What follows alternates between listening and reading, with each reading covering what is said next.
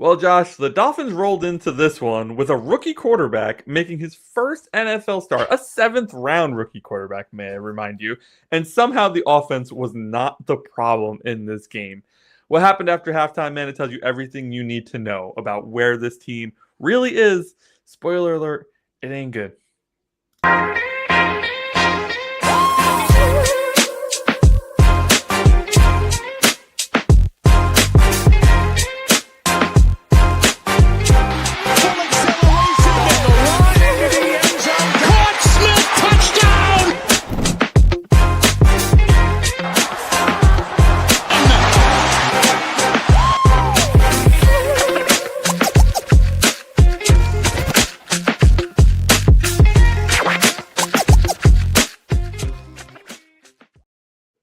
Hello, everyone, and welcome back to the 305 Gridiron. I am your host for this evening, Anthony Penzone. Alongside me, my boy Josh, a.k.a. Aqua Ace. I still can't get the damn camera right.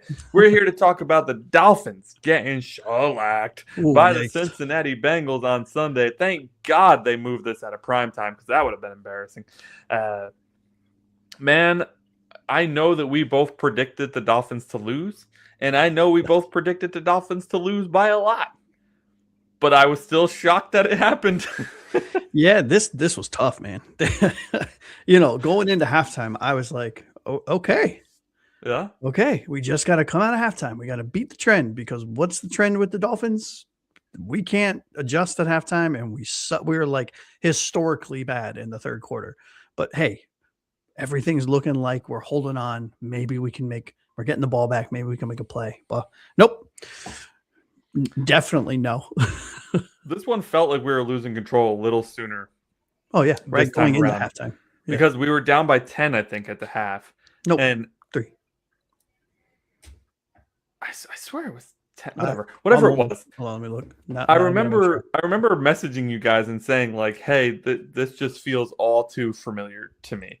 Where we think we're close in this game, right? We think we're close to a team that we feel like has a better offense. Mm-hmm. And we're like, oh, we're only 3 points away. Or, oh, we're only 10 points away. And then slowly that number just keeps getting, oh, we're only 17 points away. Oh, we're only 24 points away. And it just keeps growing and growing and growing. And it was 3. It was 3. Okay, it was 3. Yeah. And the way we come out in the second half to get a stop, because we took the kickoff in the first, right? We took the kickoff first. So then the second half, we kick it off to Cincinnati. Our defense holds them to a 3 and out. It's like, holy crap, let's go.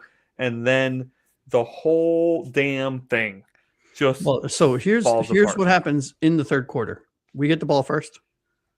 We go 3 plays and we fumble. They score a touchdown. Then we go 3 plays and we have an interception because Weiss decided to catch it with his helmet instead of his hands. And they then go down for a touchdown. Then we get the ball for 6 plays, and we decide to, instead of using our giant running back, we decide to quarterback sneak it for some reason on fourth and short. And Quinn Ewers slips on the freshly painted retro Dolphins logo, and we turn it over on downs, of which then they go and score yet another touchdown. Yeah. And then the final play of the third quarter is an interception. That's right. So we didn't get the ball first in this one, but we did hold the Bengals at first, right? And that series of events was just absolutely atrocious. If you were a Chase Brown fantasy owner, by the way, at the end of the first half, you're like, I was hoping for better against the Dolphins. Mm-hmm. And then you get a drink, maybe you grab a beer, you make some wings or something like that. You get back to your fantasy team having now scored 21 more points than it had before. Points. And you're like, what the hell just happened? Yeah, I mean, Chase Brown had 66 yards on the ground and a touchdown and 43 yards and 2 touchdowns through the air. I mean, holy shit. I mean, the dude just it was such an embarrassing series of events that I think the 4 of us collectively who were in our little group chat all were just like, okay, time to go watch something else. Yeah, I turned it off and jumped back onto PlayStation. Like, I mean, there wasn't anything to watch after the third quarter. Now there were some positives in this game. There were our rookie quarterback shockingly good. Looked un-rookie like. I mean, shockingly good. Yeah. Especially versus my expectations of him. Yeah. Both of ours, right? I mean, the defense looked horrible. The offense looked horrible outside of him. I mean, the play calling was atrocious on both sides of the ball. Chop Robinson was atrocious this game. I don't care that he had a sack. He was fucking horrible this game. And the mentality of this team, when shit doesn't go our way, I mean, we looked fragile as a team in this game. And fuck if it wasn't hard to watch, man. It was very like Brooks looked awful in this game too, but it wasn't entirely his fault. And I know that I am not a huge Brooks supporter. I do think he's an average player, but he's also the coach of our defense. And there was more than one occasion where you see him trying to get a guy in a position because the guy is somehow, it's week 16 and it still doesn't know where the hell he's supposed to line up. And Brooks is going, yeah, I think Minka not playing really, I mean, you saw Minka's value to this team. Yeah. Because you sure as shit made Ashton Davis look awful. That dude should not be starting. I mean, yeah, it was bad, dude. The safeties and cornerbacks were absolutely atrocious. This is not true, Costa. We just asked you who you actually like on the team. We did not ridicule it. I just said, who do you actually like on the team? And then you said Aaron Brewer. So, you know. And Costa, we would never ridicule any of our fans. It's all in good humor, man. But yeah, Chop was atrocious, man. I went back and watched the film because I was listening to Kyle Krabs' podcast, Locked On Dolphins, and he was going ham on Chop Robinson. So I went back and watched the film, and oh man, it was bad. Bad angles, bad technique, just bad. Here's the thing with first round picks, and I know Josh goes by this as well. I am going to give first round picks like 10 years before I'm critical of them because I know the talent's there. We've seen the talent in Chop, right? We've seen some talent in Grant, even though I still don't believe that was the right pick. He was our pick, so I'm going to support him no matter what. Like, I am to a fault too much of a fan when it comes to first round picks. Like, I will ride and die with them for far longer than I should. Me too. Yeah, and like unnaturally argue in their favor, even when if somebody presents me all of the facts needed to say he's a bust, I'm like, no, you're wrong. Sorry. I'll say the same thing. I'll literally just be like, no, that's not true. You're crazy. You don't know football. You don't know shit, bro. No, the chat's popping off. Let's get to the chat, and then I have a few more of my instant reactions before we get into the key takeaways. But I know these guys are freaking on fire today, so I wanted to get to them first. I know a few of you were in here before we even went live. I'm not going to go through those chats, but welcome to the show, Gator. Welcome, Jorge. I see you, Kosa. We actually already popped you on the screen. Yep. We got Blake. We got Blake in here. We got True Blazer in here. Who, Anthony, if you haven't gone into our email, Blake sent a photo with the hat and the stickers and everything. It looks really cool. Oh, shit. I got to go see that. We'll pop it up on the show one day, too. We'll see. Yep. We'll figure out how to do that. I don't think we can legally do that without his permission, though. I'm doing it. I don't care. He gave us permission when he emailed us. I mean, just put a little thing in the footer. All right. Let's see. What do we got? What do we got going? Yup, I feel this in my bones right here, bro. It's for those who are maybe listening and not watching. Blake says, "I hate this team. I'll always be a fan and I root for them, but I hate this team." It's very 100%. Toxic. Yeah, it's a very toxic relationship between me and the Miami Dolphins. Holy shit! Yep. Look who's come around. Hey, welcome to the side of the fence. Jorge is with. He's on this side of the line. Jorge says, "Fire McDaniel, get him out." Yeah, my gut is telling me that he's going to be gone before the end of the year. Bro, I was listening to 104.3. I listen to 104.3 a lot, by the way. If you don't, because you don't live in Miami, they do their show live on YouTube. So I've actually been going and listening to them more because I'm like, what's the vibe down in Miami, right? Like, what are they feeling down there on sports radio? And they're still getting the vibe that he's gonna be back, and I don't understand that, dude.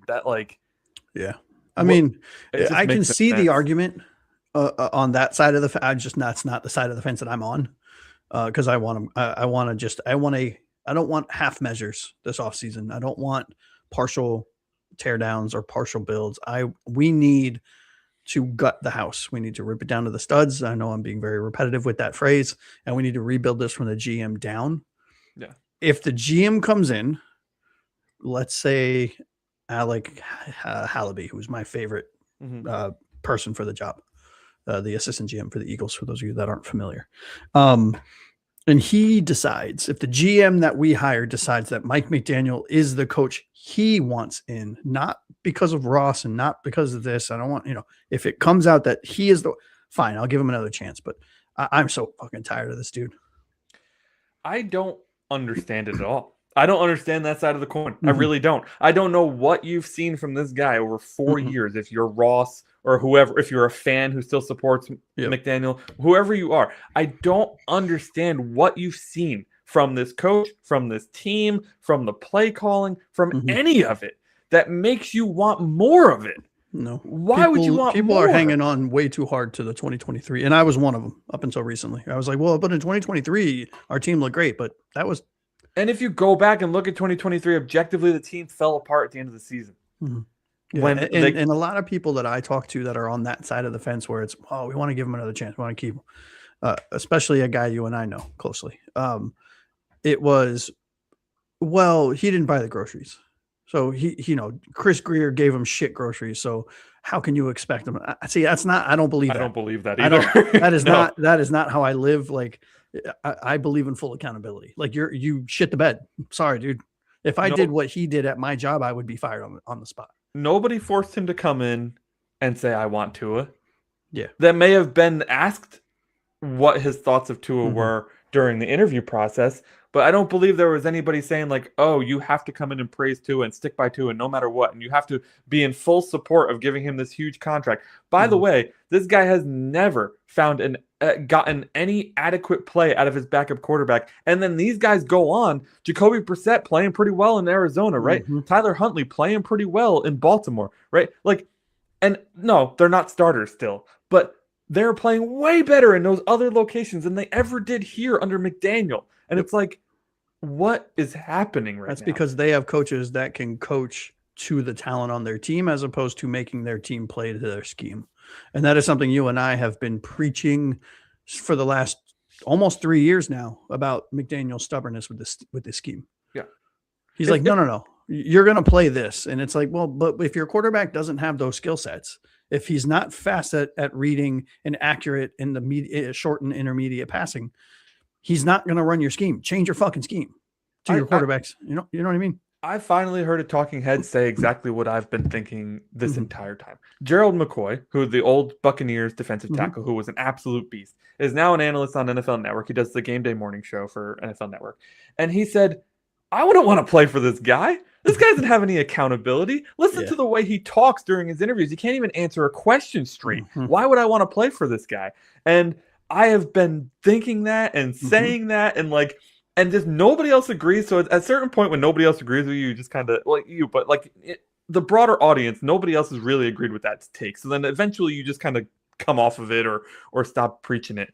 And I feel like I felt that since day one. If that guy walked into my job and he had a meeting with us and he talked the way he talked, I'd be like, fuck me. Fuck off, dude. What did I just get stuck with, right?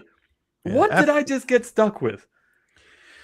Absolutely not. Let's get back to this game for a sec, though. Quinn Ewers looked competent. He looked calm. We're going to talk a lot about him today, so I don't want to go too much, but Quinn Ewers had us saying in our little group chat with Delusional Fin Fan and with Frozen Fins Fan, and we were like, he looks the part right now. He looked calm. He looked more composed than Tua has in years. So great job by Quinn. I thought going into halftime only down by 3 was a gift because the defense wasn't stopping shit. So to go into halftime only down by 3 and we're getting the ball, great. And then the second half woes just continued, man. It's like this team comes out of the locker room looking for ways to lose.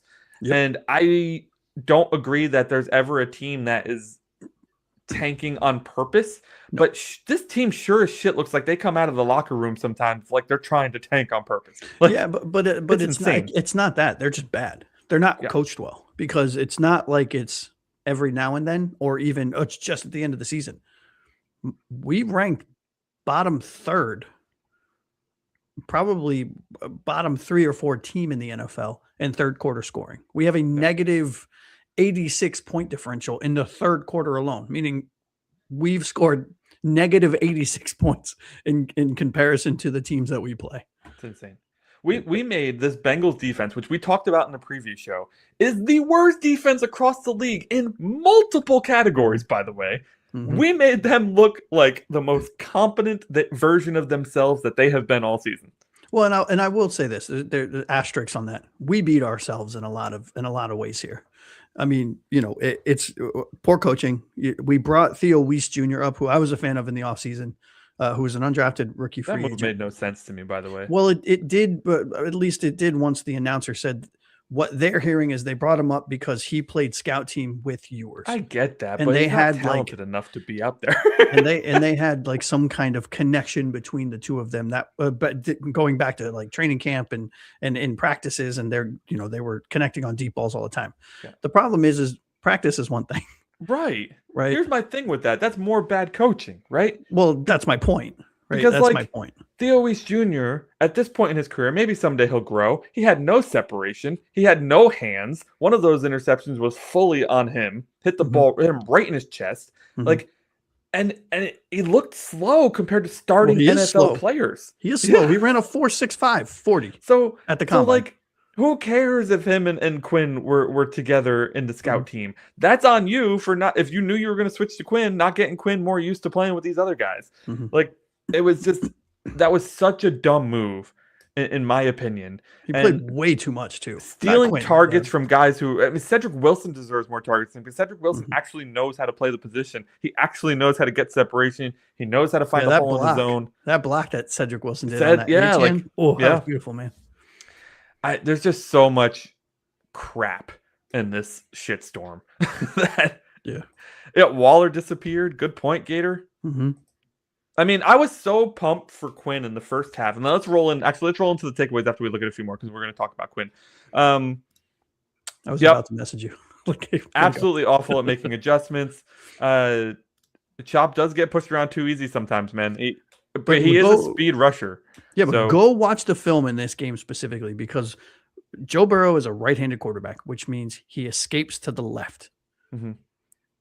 When you are the left defensive end, and I'm going to simplify this probably way too much because I've never played defense before.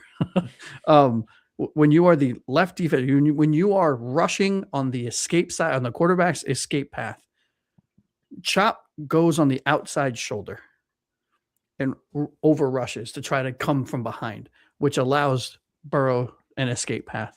Yeah. And so many times that I in that game, instead of taking the correct line to the quarterback, knowing you are protecting the escape path and trying to shut it down because he's going to get flushed right to you if the other side of the defense does their job. He took horrible path after horrible path. I know he's young. I'm not giving up on him. I know he's got all the talent in the world. I've seen it too much this season. And is that coaching? I don't know. Maybe, probably. I mean, I think a good staff will get the best out of him. I would hope. To this point here. Yeah. It's got to be a clean break, dude. It does. Like, it really does. To your point earlier, and we've said this a number of times on almost every show that we've done since Greer was cut. It's got to be a clean break. Enough. Enough is enough. Yeah. Look, I know Weaver showed a lot during the win streak, and we had a top 5 defense, and I get it, and that's great. But enough's enough. But we're not getting any of these top GM candidates. We're not getting Agnew or Hallaby or any of these top candidates. If they come in and the message that they're given during their interview is, well, we like you to stick with Mike. Right. Unless it's their decision, but I don't think so. Because I'll tell you what, I know the caps, and we'll have a whole show on the cap situation and stuff like that. It looks real bleak, but it's really not as bad as we think it is. In a year or two, probably in about a year and a half, going into 2027, we're actually in phenomenal shape, depending on the moves that we make. I know I've mentioned that Brandon Shore, a lot of some of the beat writers don't like him. I've been looking more into him just to see if there's anything to that. And it doesn't seem so. He was actually against the Tua extension. Shocker. As the cap guy. Have you ever seen the movie Draft Day? You know how the girl he's dating, she's a draft capital that's essentially who Brandon Shore is. Like, the GM says, hey, can we afford to do this? And he says yes or no. I mean, so I don't know what the beef is there with him, but neither do I. But in short, in 2027, depending on the moves, if the right moves are made, we will have just under $100 billion in cap in 2027, and that's us getting off of all of these horrible contracts with Tua and Hill and Chubb and Austin Jackson, to name a few. And then in 2028, we're gonna have almost 160 million, I think, in cap space.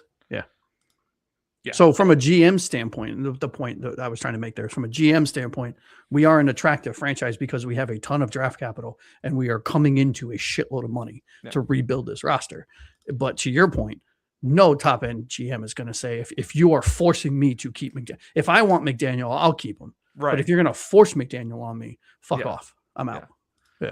I mean, that's not a bad option either. I mean, take a Nick Buka when you already have Mike Evans and Godwin was seen as kind of like, what are you doing? And this kid is fantastic. So I like that kind of cojones on a I like Alabi just because of his relationship with the Eagles GM right now. Roseman, with Roseman, and he's been there. He's been his right-hand man for over a decade. Yeah. But yeah, Mike Greenberg from the Bucks. There's one from the Saints, or not the Saints. Jesus, not the Saints. There's one from Detroit that I'm really a fan of, and there's a guy from Agnew in Detroit. The Ravens. Yes, the Ravens assistant GM or player personnel guy. Can't remember what his name is. Yeah. But anyways. All right, man. What do you say we get into our key takeaways on this one? Let's do it. All right. So let's start with the rookie. For first NFL start, takeaway number one, Quinn Ewers didn't look rattled at all early. When you watch that first half, man, what stood out the most to you? I have a lot to say about this, so I can't wait to see what your take on this is. Yeah, I mean, look, I thought he was very poised for in context. Right? Yeah. The context being this is a 7th round rookie who has not had many professional in-season snaps. I think he came in for a few snaps at the end of a game in week 7 or something like that. Not a lot of first team practice reps throughout the season, getting thrown in amongst all of this nonsense with Tua and all of the media heads making this out to be some giant conspiracy or not understanding how you could bench Tua. Well, I mean, go watch fucking football. Tua sucks. The same guys were calling for his head a week ago. Exactly. And for him to come in, complete 67% of his passes, 260 yards, led 2 scoring drives. I know he didn't have a touchdown. 1 interception was completely on him. 1 interception had no reason to be intercepted if Theo Weiss decided to catch it with his hands instead of his helmet. And I'll be honest with you, poised, we talked about it in the group chat, poised in the pocket, really wasn't flustered with a lot of people around him because there were a lot of throws that he made with a lot of people in his general vicinity. And are there mechanics issues? Yes, that goes all the way back to college with his feet and his shoulders not being aligned. He's got a strong arm, so he relies on those weird angles a lot as opposed to staying in his technique. But yeah, all things considered, do I think he's a top 10 quarterback in the future? Absolutely not. Do I think he could be a starter for a season during a rebuild? Absolutely. If anything, he looked like he could be building his way up to be the backup quarterback role for a while. For sure. He is a solid number 2. Yeah. Yeah. And Kosa, we agree 100%. Honestly, that was one big negative we had when we were talking about him is that the passes, they weren't delivered the best, but just we were so unused to seeing a quarterback in the pocket who was poised, didn't look panicked, didn't look rushed. What made quick decisions when the rush did come his way. So there was a lot to like there. I think, I agree with you 100%, Josh. Like, could he start during a rebuild season? Sure. You probably don't want him to, but it's a rebuild season, so you may not have a choice. Could he be a backup? I think he could be a viable backup. He definitely needs more time. I can't wait to see the next 2 games to see how he either grows or regresses because he regressed mightily in the second half of this one. But we were, it was a situation where we were forced to move the ball down the field. We were trying to move the ball down the field, and he couldn't do that. Hey, expectations for a 7th round rookie. Look, he's got some confidence in him though for being a 7th round rookie. Yeah. I mean, he's got the I don't give a fuck attitude, and I love that. That's the thing, like player, when you turn the ball over 4 times in a row Mhm. to start the second half, and now you're down by 4 scores or 3 scores, whatever it was. At that point, that's the exact opposite game script that you need for this guy, right? Yeah. It's his first NFL start. There's no way he's coming back from that unless he's like some diamond in the rough that we found, Yeah. uh, you know, Yep. and he wasn't. So, wow, how far Trevor Lawrence has come. That we're I'll tell you watching him. what. I'll tell you what. But let me ask you a question, right? I mean, obviously there were mistakes were made, right? I mean, he's a rookie 7th round quarterback. I mean, come on, he's not going to come in and, I mean, you know, foundations. However, some of the foundations you saw, some of the stuff dating back to where he was the number 1 recruit coming out of high school. He was the top, guy at Texas until Manning got there. What do you need to see from him going forward in your evaluate? Like, what do you want to see from him in these next 2 starts? Because it was confirmed by Mike. I think it was Mike or somebody on the team that he's starting next week. What do you need to see from him? What are you looking for? Yeah, I believe Mike confirmed it when he first announced the move. He said that Quinn has the 3 games, and it's a really good question, man. I think I'm evaluating him as much as I can from a fan point of view as a backup quarterback. So what I'm looking for is just a guy who stands behind the pocket poised, a guy who knows how to run the offense. He knows what to expect from a play, and he can help other players know what to expect from that play if he needs to, and who is just not going to make mistakes. I think those 3 things are the top of my list. Like, show me some poise, know what your job out there, and don't make mistakes. And that's pretty one much thing what I I'll really be. liked from him is his willingness to throw it away and live to fight another day, which is something you and I have been banging our heads against brick walls for when it comes to Tua. Some nice passes. He knew where his stars were. Yeah. He knew where he could find Waller. He could find Waddle. He couldn't always hit them. That was funny. But he knew where they were. You texted us in the group chat. Holy shit, Waddle got a target in the 3rd quarter. What's Bro, going on here? Waddle don't get targets after the first drive, all right? That's amazing. And that was a really nice pass. I wasn't sure if Waddle pulled up on the route or if it was just overthrown. Whatever, it didn't matter. I thought that was a really nice deep play, and we don't see those a lot anymore. Yeah, he didn't put. He needs. I want to see zip because a lot of his balls were floaters. Yeah, he was trying to put a little too much touch on him, right, and try to lead his receivers a little too much rather. Who was that too? That one pass he threw, it was like the guy was standing like in front of him, only like 3 or 4 yards in front of him, and he just kind of like a softball, and I was like, bro, you can't do that in the NFL. You can't. Yeah, he still caught it. I think I want to say it was Waller, but I don't know. It could have been. Yeah. Waller made some big boy catches in this one, dude. He sure Holy did. Cow. He sure did. Talk about helping your quarterback. And then Dolchitz did the polar opposite, carrying it like a loaf of bread. Yeah. Come on. I will say though, man, last thing I want to touch on here with Quinn Ewers, because I thought he had a pretty good day. There's not a lot of notes here, other than like physical tools that he can't really change. Procedural penalties were gone. Time to snap was much less. We were hardly ever running up to the line of scrimmage with no time left to snap the ball.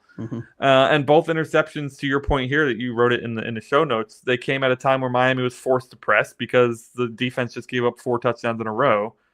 Or at that point, we were down by 4 touchdowns or something like that. And he needed to try to push the ball down the field, which is the opposite game script you want it. You really wanted to run the ball, which, by the way, no, I'll talk about it later, but it's on the top of my mind. It drives me crazy. All right. But I will say, I mean, he threw the ball 30 times. Yeah. And Joe Burrow threw it 32 times. He had 260 yards, and he averaged 8.7 yards a pass. That's what I'm saying. He had a good day. The last time, by the way, Tua has only thrown for 260-plus yards twice this year, and Ewers did it in his first start. Yeah. So, pretty decent. Pretty decent start. Can't wait to see more out of him. Again, I am purely looking at him from a backup quarterback. 100%. I think if we're relying on him in the future to be our starter, we are in worse shape than we thought.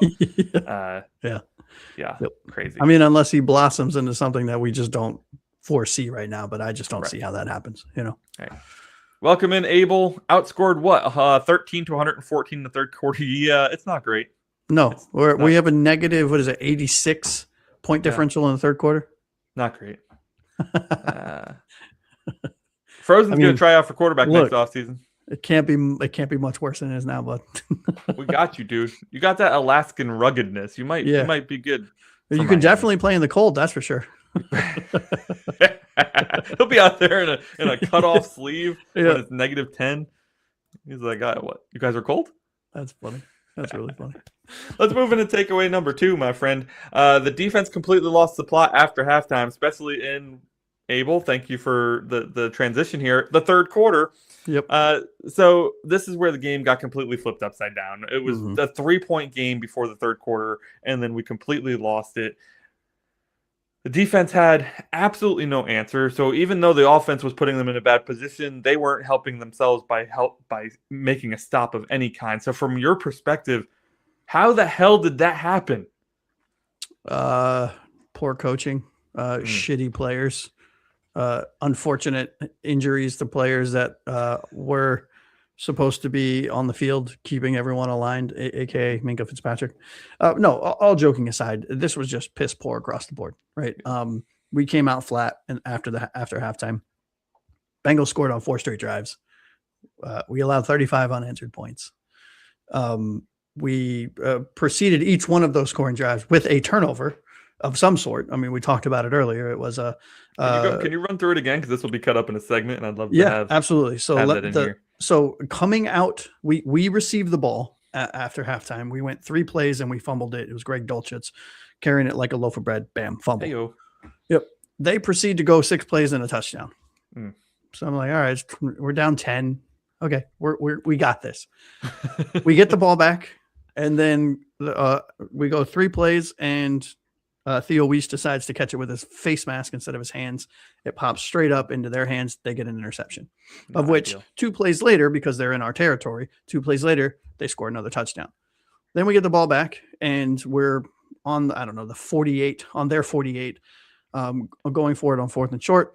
And Mike decides, because, hey, I have a quarterback that doesn't have a concussion when he blinks too fast, I'm going to rush. I'm going to do a quarterback sneak, which is dumb, because you have Ollie Gordon, you have 2 other running backs in right and in Achane that are much better short options than Quinn Ewers. And that's not a slight on Ewers. And what does he do? He slips on the freshly painted old vintage Dolphins logo that's in the middle of the field. He slips on the orange part of the paint and is 6 inches short of the first down. So we turn it over on downs. They go 6 plays, score a touchdown, and then we get the ball back. And 1 play later, and this one is squarely on Ewers, he forces it deep to Waddle on an out route, and he throws it way over, and they get an interception. Unbelievable, man. What a series of events. I mean, talk about what is that, Lemony Snicket's series of unfortunate events. So we could have a Miami Dolphins version. We do. Of that for sure. Every year almost. Yeah, every year. Gator says the fumble was after a horrible OPI call. It was horrible. I don't remember the OPI call. Yeah, but it was. I think it was on Theo Weiss. He ran across, and they said that he got in the pathway of the defender when he was trying to get out of the way. That's it was right. It was such a bad call. We saw a lot of OPI calls. Who was saying that they wanted? Yeah, who was saying they wanted to see more offensive pass interference? Because you got your wish this weekend. I mean, it was across not the me. NFL. It definitely was not me. It was insane. Yeah, and it brought back a really big chunk gain, and I can't remember who it was to. Probably Achane. The tip drill pick by yours was a good ball. Oh yeah, that was all Theo Weiss. Yeah. And instead of doing this, he did this. Hit him square in the face. Catch it with my head, David Tyree. Fucking stupid. And yeah. Yeah. I'm telling you, I think they built Hard Rock on an Indian Bay overground. I see why they did that, because I know that Gordon got stuffed earlier in the game, and Achane was having trouble finding daylight too. Offensive line all around got kind of pushed around in this one, which I was very surprised by, because when we were doing the preview, I was having a hard time even understanding who any of these Bengals players were. See, I thought the opposite, and I got to go back and watch it, but I thought they did pretty well this game. But I've seen a lot of people say that they sucked ass. Yeah, I watch the run plays specifically. I think we were stuffed on the run way more than we ever have been, and I think that's why Mike went away from it. I actually didn't blame him for going away from it in this one, because he was pounding it, and we just weren't getting anywhere. They came into the game being like, "Yo, we're just gonna put 10 guys on the D line and let's see you get through us." Yeah. I mean, the third quarter woes, I don't even know what to say about it. It's got to be coaching, right? Well, let me ask you a question then about that, right? So this felt to me, this felt less about Cincinnati finding something that worked against us and more about Miami sucking at adjusting or needing to adjust and couldn't figure out how to. Yeah. Is it more personnel like this lack? I mean, because it's been all year. This lack of adjusting coming out of half. Is it more? Do you think it's talent level deficiency, or do you think that it's really a scheme thing, like a coaching thing? I think it's talent, really. And I don't know Weaver's scheme well enough to be like, yeah, his scheme is solid. But we do know that we were excited when he came to town because he comes from a Baltimore scheme that we know does work. And I saw way too many times in this game Jordan Brooks running around like a chicken with his head cut off trying to get guys into position because they just weren't in the right position. Yeah. As soon as Joe Burrow figured out that Jack Jones can't cover anything, he's just kept targeting him the entire game. God. It was like clockwork, dude. Yeah. Like he targeted Rasul Douglas the first couple of plays of the game, and Rasul was blanketing the receiver, and Joe Burrow was like, "Well, I'm not throwing towards that guy anymore. Fuck that." And he targeted Jack Jones and Jason Marshall Jr. the rest of the game. Yeah. Piss poor tackling coming from Ashton Davis and Melifonwu in the back end, missing Minka hardcore in this one. Were we missing Dodson too, or was he just on a milk carton? No, he was there. He made a couple plays towards the in the second, like some big plays in the second. Defensive line again couldn't stop for all the big bodies that we have in the defensive line. It's fascinating to me that we cannot keep them off the linebackers. I mean, it's absolutely nuts to me that we cannot leave the running lanes either clogged or open enough that the linebacker can read which one it's going to be and plug it up to get the tackle. Is this? I don't understand how you have, I don't know, collectively 1,600 pounds of man on that line and you can't clog the holes. It's crazy. Mind-boggling. Absolutely mind-boggling. So I really put it more to talent. I thought at the beginning of this year that we had a decently talented team. As this season, or defense specifically, as the season has gone on, I think we have a lot of guys that maybe we overrated. Yeah. And I still, there are still a few players that some of us, Anthony, are down on, that I'm still high on, like Brooks, like, Sealer, like Brooks and Sealer, really just Brooks and Sealer. And some of our rookies, obviously, I mean, I think that goes without saying, they're rookies. They get some grace. Grant, if he sucks at the end of next year, then we can start having the conversation in my book. But, yeah, I don't know, man. I was very high on this front seven, and so were you, at going into the season, and they have underperformed tremendously. Like it's their job. Yeah. Here's my point of view for those who listen and maybe think that I'm a bit pessimistic. I'm trying incredibly hard now that we're doing this podcast to look at the team from more of a pulled back objective view than a fan view. Because as a fan, I think everybody on this goddamn team is the most best player in the world. With that wording exactly. But in reality, if you take a step back and you look, like comparing Sealer to other defensive tackles in the league, comparing Jordan Brooks to other linebackers in the league, and looking at the fact that he got cut by Seattle as soon as a new coach came in, that means something. Brooks is still playing some really good ball for us, so obviously maybe they made a mistake or he didn't fit their scheme or whatever. But I don't mean to come in negative just to be negative. I mean to come in and look at it and try to force myself to be more objective about how talented is the player that I'm actually looking at. We're so desperate for talent because our team has been so bad for so long that I'm hyping up a person that maybe isn't as talented as I think they are? Or am I underappreciating them and they are actually talented? And if I compare them to other people in the league, I would see, yep, Jordan Brooks is right up there with other of the top 15 linebackers. And that's hard to do though. It's very difficult because it's driving also myself crazy. It's like scheme. Is the player in the right scheme? Is the coach using the player? Like, why is Jordan Brooks dropping in coverage 15 yards back? Like, that's a Weaver thing. That's not a Brooks thing. Brooks is not a coverage linebacker. Never has been. Never will be. But then maybe that's a Greer thing. Well, because if you're re-signing a guy who doesn't fit your defensive coordinator scheme, then. But here's the thing: you have two coverage linebackers on your bench that you refuse to play.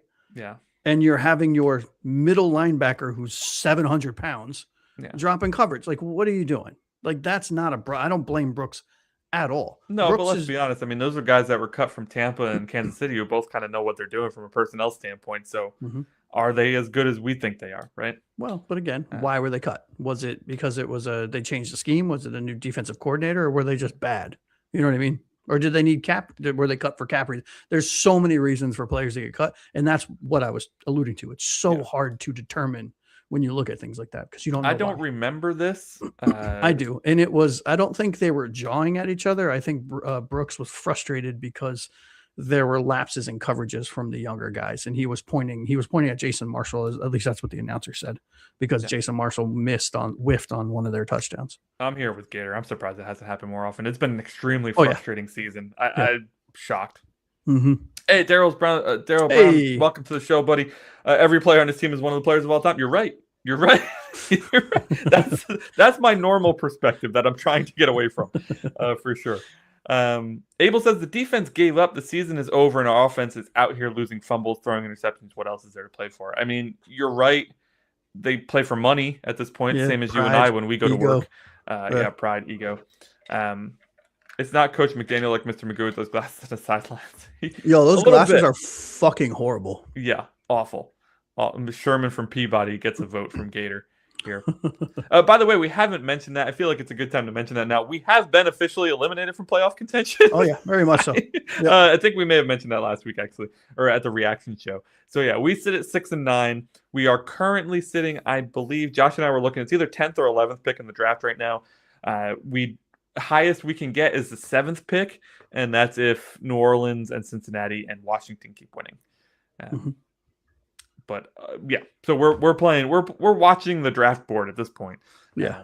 So don't blow it, yours. You only have 2 more to lose. So right and so comfortable, right? That is where we live. That's where we thrive. Watching draft boards come week 16, 17. It's kind of nice to get eliminated 3 weeks early. It doesn't give us. We don't have to hold on to hope for so long. It just feels like home. I can enjoy my Christmas knowing that there's no chance for us to squeak into the playoffs. Yeah, and in complete honesty, it allows, to your point, it allows us to go into each game focusing on what we really should be focusing on instead of, hey, we still have a 1% chance. We got to win this game. Right. We're now able to watch games and say, okay, again, not to be repetitive, but who's foundational? Who are we keeping? Who do we think needs to go? Why do we go? What's the evidence and so on and that? What's Quinn going to look like? Is he worth a number? Is he worth a backup quarterback spot? Et cetera, et cetera. We're hopeless romantics when it comes to this team making the friggin' playoffs. We're just like, any chance we're going to talk about it. Yeah, it's bad, dude. It's bad. Before we move into number 3, thank you so much for the reminder, Blake. Please hit that like button. And if you're not subscribed yet, please consider subscribing. It's absolutely free. And we're only 35 subscribers away from our goal, which is 150 by February 11th. We have a little less than 2 months left to hit that goal. Come on, guys. If we hit the goal, we are giving away a prize. There will be a raffle to everybody who is subscribed to us. And we already did one. We did one. Yep. Actually, Blake here won a hat. And I think 305 Gridiron magnets or stickers, one of those things. Stickers, 305 Gridiron stickers. So the next one will be even bigger. You'll win some more 305 Gridiron swag, some more Dolphin swag. So we're excited to be able to bring that to you, but only if we hit our goal. If we don't hit the goal, you don't get shit. Yeah, no shit for you. All right, let's move into number 3, dude. The coaching in this game was an abject failure. They failed to steady the game when it mattered most. They failed to support their 7th round rookie quarterback under center, man. It felt like a game where the coaching was more relied upon than ever. You have a 7th round rookie playing. He's leading a team he's never led before. He's with a bunch of veterans who don't really look to him as a captain or a leader or anything like that yet. And honestly, it felt like there was a real lack of control in this one. Yeah, but I mean, look, that's kind of what we've grown to expect from a Mike McDaniel football team. Like, let's call a spade a spade. And, it's all flash. It's all, hey, we're all friends and I'm going to laugh and I'm not going to be able to put the sentence together on a podium, but hey, I'm cool. Go team, and it's lack of accountability and people fucking off and fucking around on the sidelines and not playing football. I mean, not everyone is like that. There are plenty of players on this team that go out playing and play out and give it their all, but it's all or nothing. You have to you're doing your 111th when you start having to do more than your 111th because you're picking up slack for somebody that maybe is not 100% bought in or 100% focused due to coaching or due to environment or due to culture or insert thing, is when you start losing bad, aka what happened to us this past week, a couple of days ago. And I mean, this is one of the big things for me, which is leading me to want him gone. One of the many things is his lack of accountability. He goes up to the podium and it's all fun and games. And it's like, man, you know, we got to look at the film. No, you don't need to look at the film. You suck. It's that simple. I mean, it's really that simple. And I get so frustrated and so mad when he goes up. He's like, him and Tua, especially those two, and they're like, yeah, we know we screwed up. We just gotta fix it. We're gonna watch the film and we're gonna fix it. No, you're not. You've been saying it for 2 years. You're doing the same shit over and over again. I think true. Coaching failed the 7th round is shocker.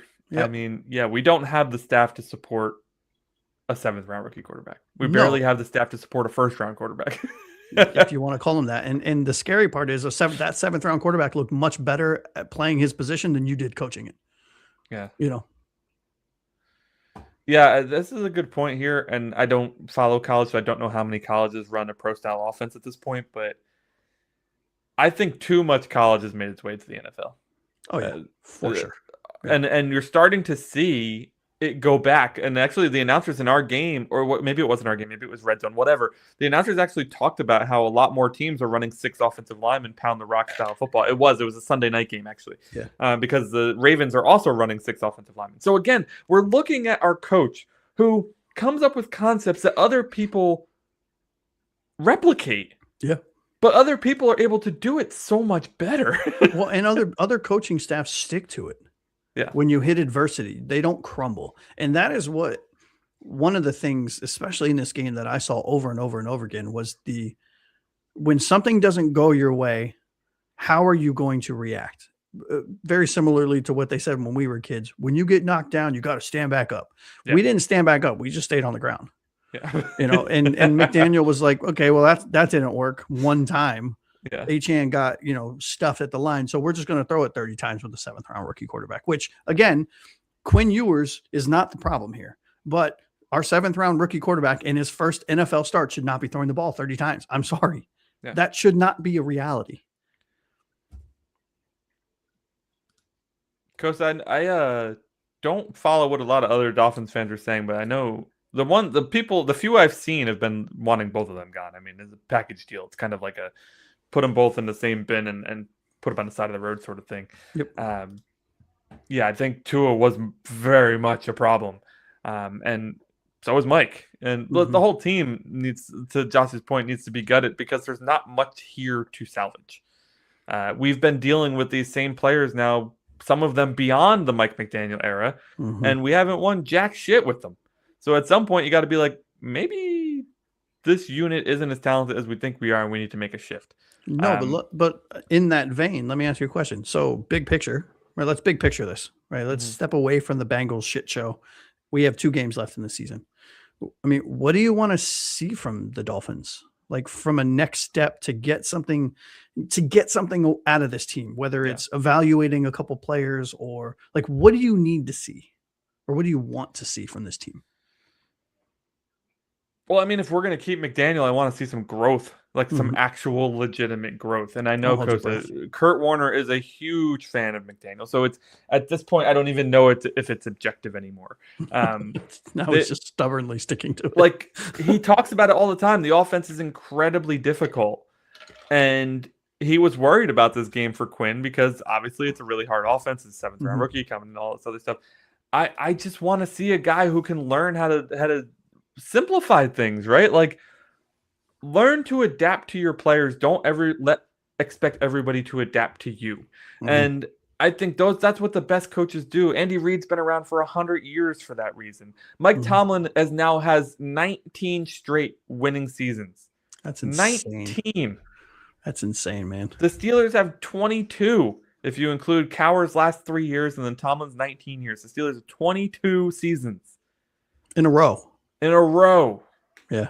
Coach, I know you don't like Tomlin, but that's an incredibly hard thing to do, to have 19 winning seasons. Mm-hmm. And I get it. It's frustrating going one and done in the playoffs and all that other, but I would kill for that over what the hell we've been dealing with for the past 19 years. Yeah, no shit. New coaches, new GMs, new quarterbacks, new running backs, new people to blame every 3 or 4 years. It's exhausting. Mm-hmm. What I want to see now is just, one, is Mike McDaniel good enough to adapt and do anything, which I haven't seen over the past 4 years. I have not seen anything to tell me that he's going to do any sort of adaptation to his style over the next 2 games. And I just want to see who's, like you said, evaluation mode. Who is actually worth keeping on this team, or is nobody worth keeping? And this last game against Cincinnati, sure as shit, looked like nobody was worth keeping. By the way, Achan's 100-yard... That's fucking great. Sorry, I did not mean to interrupt your train of thought. This is fucking outstanding. You're comparing Vince Lombardi to McLovin. That's great. All right, sorry. I'm so sorry. That's very good. That's very good. I was just saying they broke Achan's 100 yards a game streak on this one. Oh, they did. He only had 90 yards from scrimmage this game, which is atrocious. If above all else, I just want to see him get his 2,000 total yards. We saw. Where's he at now? Do you know? We saw Bijan break it this weekend. He broke 2,000 yards, and I think Christian McCaffrey's on his way tonight to breaking it. Yeah. Did Jonathan Taylor break it? No. Jonathan Taylor, I don't think has broken it either. So let's see. Achan has 1,267 rushing yards and 459. So 1,267 plus 459. So he's 1,726. So 2,000 minus 1,726. He needs 274 more yards. So divide that by 2. 274 divided by 2. He needs 137 yards a game to break 2,000 yards. I mean, actually, if that's feasible with 2 teams we're playing. Assume with the understanding that New England's probably sitting all their starters against us, and Tampa Bay is a dumpster fire. Yeah, the Colts and 49ers play tonight, and both McCaffrey and Taylor are knocking on the door of 2,000 yards. So depending on how well that game goes tonight, we could see that's insane, though. We could see 4 backs this year with 2,000 yards from scrimmage. That's nuts, dude. Absolutely nuts. I can't believe we have one of them, and we have a coach who doesn't know how to utilize. Yeah, that's crazy. So actually, on that note, and I know this is completely off topic, we got to get to legends and letdowns because we're running out of time here. But for the chat, put into the chat, and I'm curious what your thoughts are. We need to re-sign Devon Achan. Yeah. My question to you and to the chat is, what do you think it will reasonably, feasibly cost us to keep him? I think I looked it up earlier this morning. I was talking to a friend of mine at work who's a Jets fan, and we were looking at it. And I think, McCaffrey's at like 19. Saquon's at 20 a year. Jonathan Taylor's at like 16 or 17 a year. Cook is at 18 a year. I mean, where do you think the average per year cost for HN should be? Not what it's going to be, but what do you think it should be? This is literally the hardest question to answer because the position is so devalued in the NFL. Like, if we're truly going into a teardown, then signing a running back to a $20 million a year deal doesn't really help us. But you also aren't going to get the value you would want to get in a trade for him. So, like, you're kind of stuck between this, do I go and take a second-round pick for my running back who's probably a top 5 back in the league because these guys don't carry any value? Or do I have him stick around and pay him $20 million a year, although it's not really going to help us because we're completely rebuilding the team? Like, I'm so torn as to you can't lose him. I don't give a shit if we're tearing this thing down to the studs. He needs to be on this team. But doesn't do anything for us. Doesn't matter. You don't let players like that walk, no matter. I mean, because at that point, at the running back you do, though. I don't. I think it's one position where you because can fill he's not just a running back. He's not. Maybe. If he's our leading receiver this year. I know. You know what I mean? So you don't let a talent like that go. To an extent, I'm just telling you from the NFL's perspective. Yeah. Like, just seeing what has happened to that position. We saw Saquon get released by the Giants, for Christ's sake, and then turn around and get $20 million a year and blow up the league. Like, I'm just saying, like, from what I've seen happen to the position, like, those are the choices, right? Yeah, but I mean, here's a great point. You have to have someone to build around, right? Someone. Right, but like building around a running back hasn't worked in the modern NFL. That's the point. Like the Giants tried to build around Saquon for years and nothing. It got them nowhere. And then Saquon goes to a team that's already built and they win a Super Bowl, right? Like I don't think, and maybe it will change because we're like we just talked about, we're going towards 6 lineman sets and we're going back towards ground and pound heavy NFL. So maybe over the next 2 to 3 years that changes and running backs are now valued again. But like what we've seen at least over the past 5 years is that the running back can't be built around as the keystone of your team. It just hasn't worked. Yeah, I mean, I look at even our game by game evaluations, and Achane is a lock for Legends every week, which tells me that he is valued. He might not be valued from an NFL standpoint because the running back position is devalued, but the running back position is on the uptick. You look at, I mean, we have backs that are making 20, 19, 18.5, 18, 16, 17, 14 and a half that are all top tier running backs. That is what Achane is. I get your point from if we're tearing it down, why the fuck do we want, like, get what you can for him, I guess. I mean, like Carolina had to trade McCaffrey because they didn't want to pay him during the rebuild because the rebuild around him wasn't working, right? He goes to a 49ers team that's already established. He does really well. The Falcons draft Bijan. They haven't won shit, right? The Raiders just drafted Ashton Genty. They won 2 games this year. So it's like, I love having a great running back. I love Achane. I absolutely want to see him re-signed. But I just think that the point stands that building around the running back doesn't work. Yeah. We need a quarterback. And I'd say this is way too low. You're talking a 10 mil a year average is crazy low for Achane. When 50 mil might be his signing bonus. Yeah. I mean, I would feel comfortable, me personally, at like 15 or 16 a year for him. Especially, don't forget also, the cap goes up substantially every year. So what looks like a holy shit contract this year is a very reasonable contract in 2 years. You know what I mean? That's why I hope we get Hallaby, because that's Roseman's like theory around the cap is it goes up every year. So I'm going to front load my contracts because I know next year I'm going to have more money anyway. So what's the difference? They did that with Mahomes when everyone said there's no what. They paid him 100. What was that? 100 million. 500. It was $500 million contract for 10 years. That's right. That's right. Yeah. $50 million a year, which is a steal now. Yep. Tua makes more.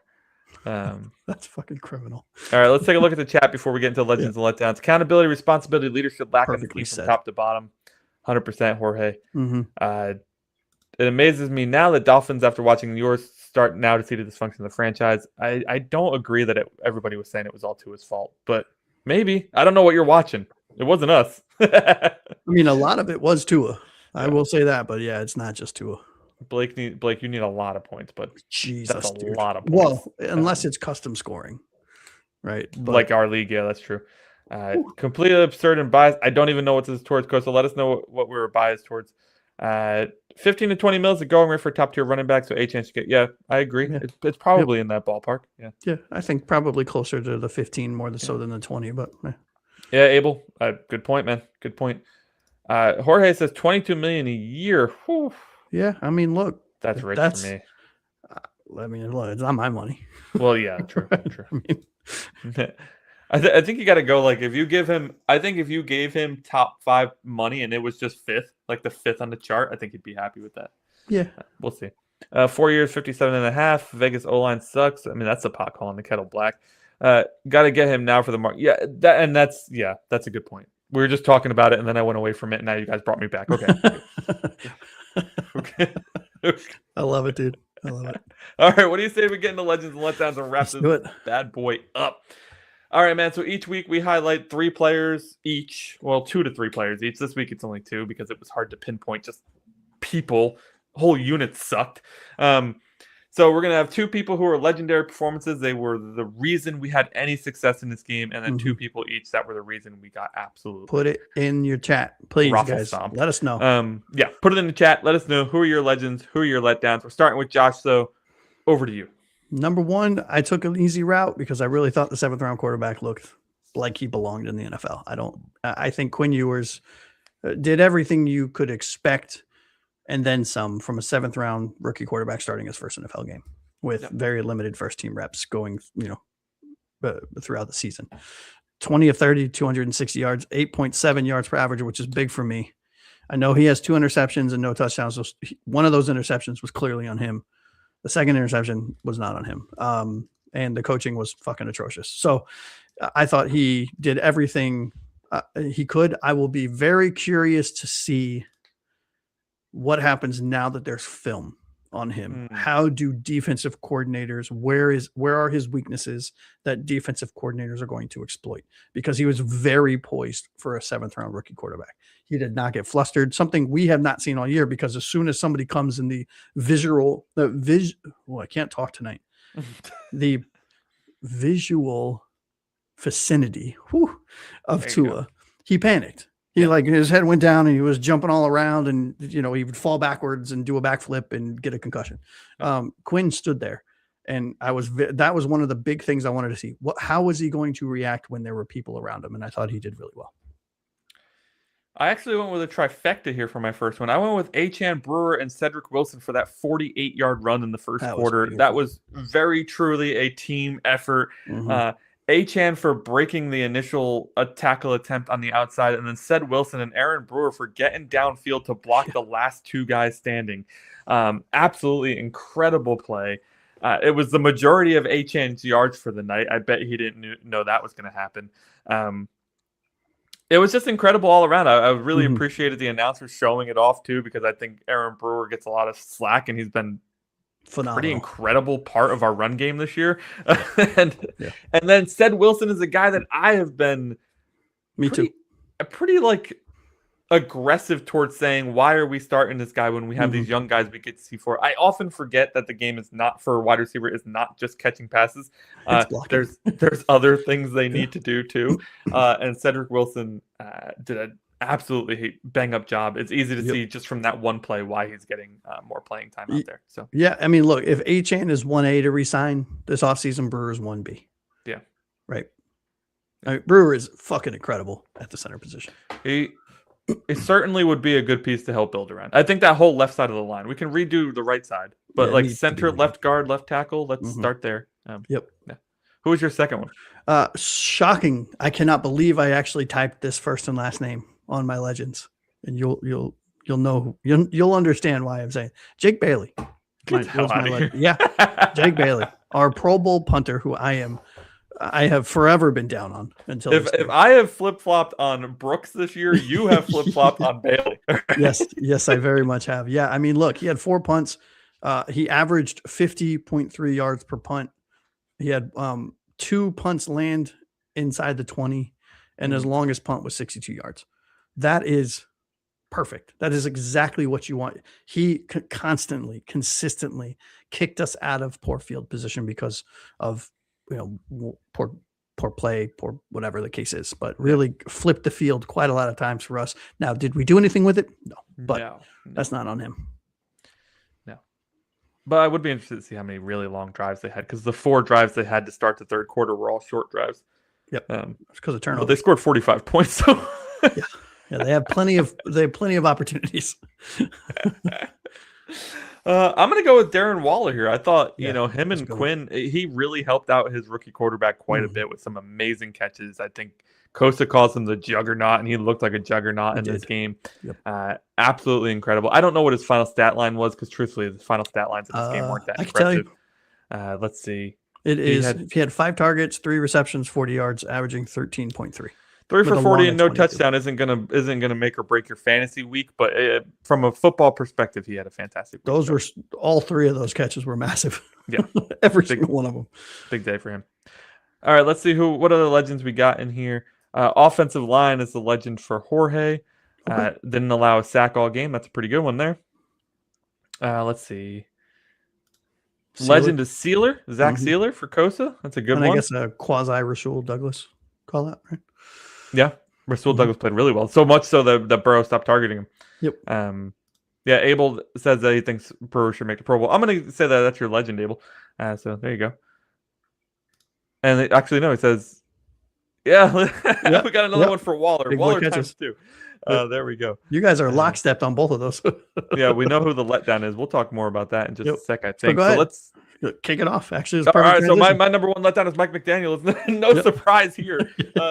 One of the worst called games, and it's really bad to be one of the worst called games because he has so many poorly called games. Yeah, But this guy has been outcoached in so many situations this year. We've got outcoached by the Browns, by the Panthers, not by the Jets, but that first game against the Jets. Almost.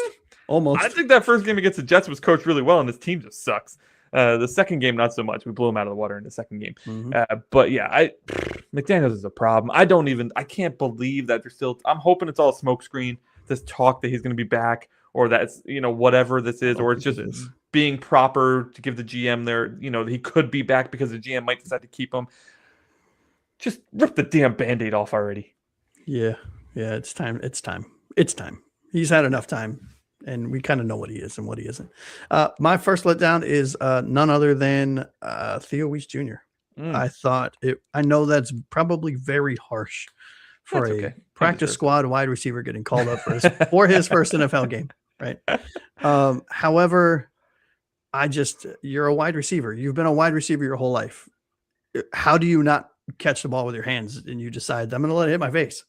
Well, because I just don't understand it, and it leads to a turnover, and then he throws a temper tantrum on the sideline. Like, that's bad all around. He's a slow wide receiver. He was slow coming out of Missouri. I was a fan of his that we picked him up. I thought he was good enough to be drafted. I did not know if he would be good enough to stay on an NFL team. And the fact that we got him as an undrafted wide receiver, I thought was a big get. But he's 6'3", 6'4", something like that. He's big.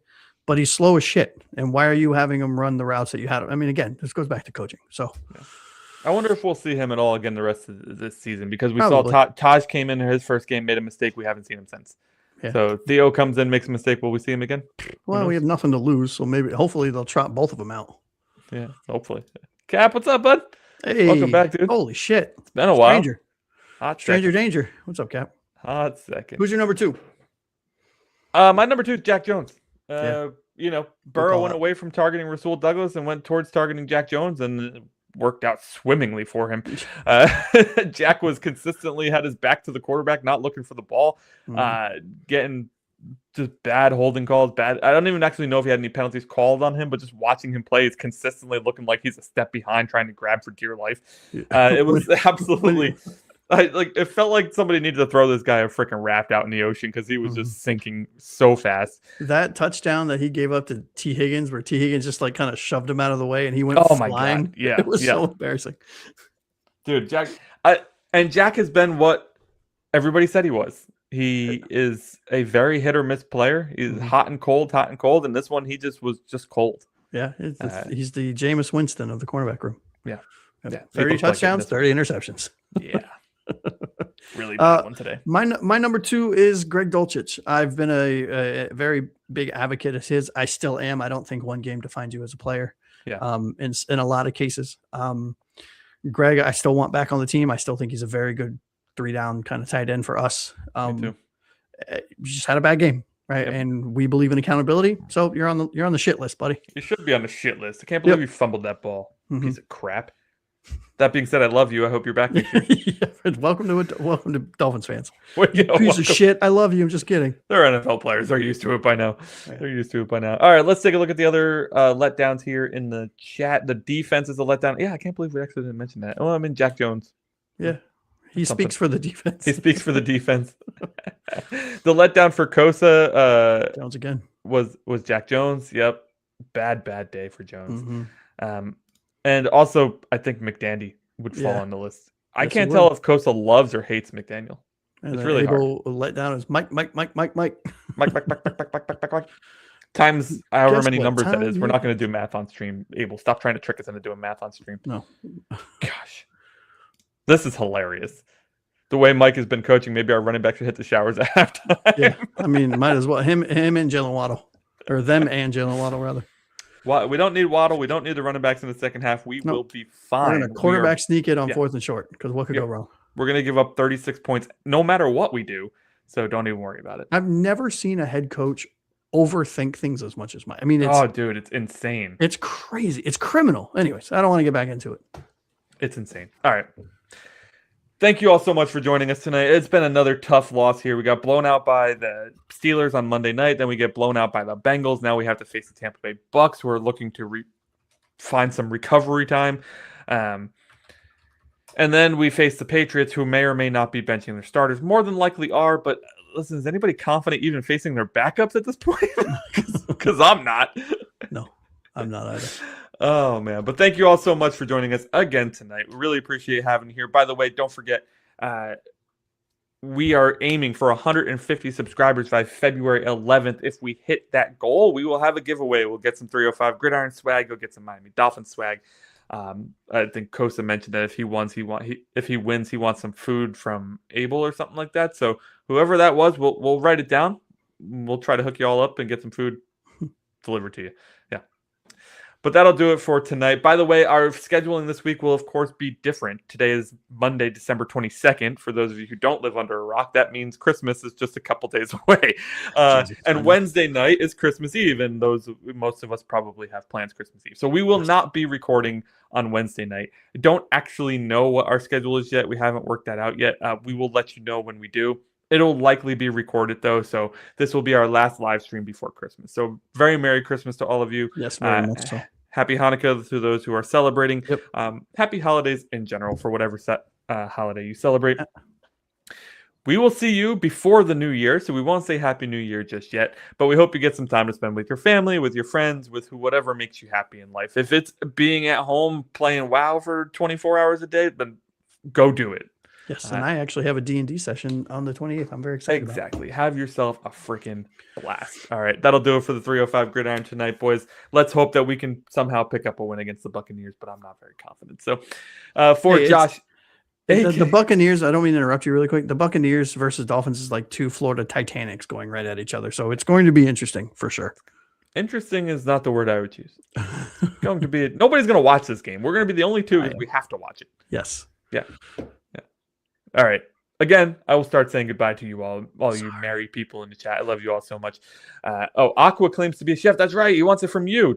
Yes, okay. I am, and I will. So Josh is going to send you a care package of food if you win. That's awesome. Actually, I want one of those too. Can I get one too? Nope. Sorry. You didn't win. You can't. You're not part of the draft or the drawing. All right. Let's close this out, man. We're spiraling. We're spiraling.